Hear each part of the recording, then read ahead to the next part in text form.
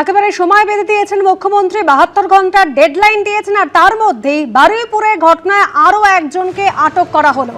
নাবালিকা নির্যাতন খুনের ঘটনায় আটক আরও একজন ব্যক্তিকে আটক করেছে বারুইপুর থানা স্পেশাল অপারেশন টিম এবং এসটিএফ।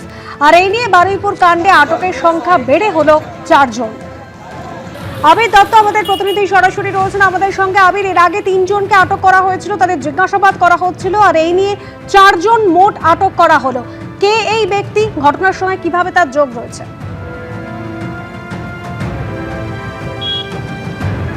দেখো, শুরুতেই তোমায় বলি, গতকাল মুখ্যমন্ত্রী কিন্তু এসে যেটা জানিয়েছেন যে তারা কোনো রকম শিথিলতা রাখবেন না, এবং যদি পুলিশেরও কেউ এই ঘটনার সঙ্গে পুলিশের ভূমিকাতেও যদি দেখা যায় যে দেরি হয়েছিল, রিয়াকশন টাইম দেরিতে হয়েছে, সেই ক্ষেত্রেও ব্যবস্থা যেমন নেওয়া হবে বলা হয়েছে। তার সাথে সাথে তোমায় জানিয়ে রাখি, যেটা পুলিশ সূত্র থেকে জানা যাচ্ছে যে এই ঘটনায়, যেখানে নাবালিকা ধর্ষণ খুনের ঘটনা, সেখানে একজনকে ইতিমধ্যে আটক যেমন করা হয়েছে, তার সাথে সাথে ঘটনার পরে যে গণ্ডগোলের পরিস্থিতি তৈরি হয়েছে, সেই ঘটনার পরিপ্রেক্ষিতে আমরা দেখেছি যে পুলিশের গাড়িতে ভাঙচুর এবং তার সাথে সাথে এক ব্যক্তিকে পিটিয়ে খুনের অভিযোগ উঠেছিল।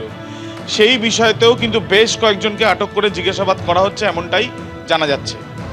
গতকাল আমরা দেখেছি রাজ্য পুলিশের ডিজি তিনি ঘটনাস্থল, যেখান থেকে সিসি ক্যামেরার ফুটেজ উদ্ধার হয়েছে, সেখানে গিয়ে তিনি দেখে আসেন সরজমিনে। আজকে যেটা জানা যাচ্ছে যে অভিযুক্তদের নিয়ে গিয়ে সেই ক্ষেত্রে ঘটনার পুনর্নির্মাণও করতে পারে তদন্তকারীরা। তার কারণ হচ্ছে, গতকালই যে আনন্দকে যে গ্রেপ্তার করা হয়েছিল, তাকে হেফাজতে 14 দিনের পাওয়া গিয়েছে।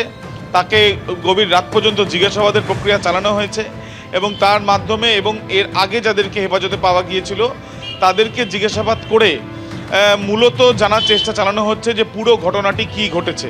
এবং সেই জন্যই একদিকে তাদেরকে জিজ্ঞাসাবাদের প্রক্রিয়া চলেছে, একদিকে একজনকে আটক করে আনা হয়েছে, অন্যদিকে এই ঘটনার পরে যে গণ্ডগোলের পরিস্থিতি তৈরি হয়েছিল, যেখানে এক ব্যক্তির মৃত্যু হয়েছে বলে তার পরিবারের সদস্যরাও জানাচ্ছেন যে বাড়ি থেকে টেনে নিয়ে গিয়ে মারধর করা হয়েছিল এবং পিটিয়ে মারা হয়েছে, সেই ঘটনাতেও বেশ কয়েকজনকে জিজ্ঞাসাবাদ করা হচ্ছে আটক করে, এমনটাই পুলিশ সূত্রে খবর।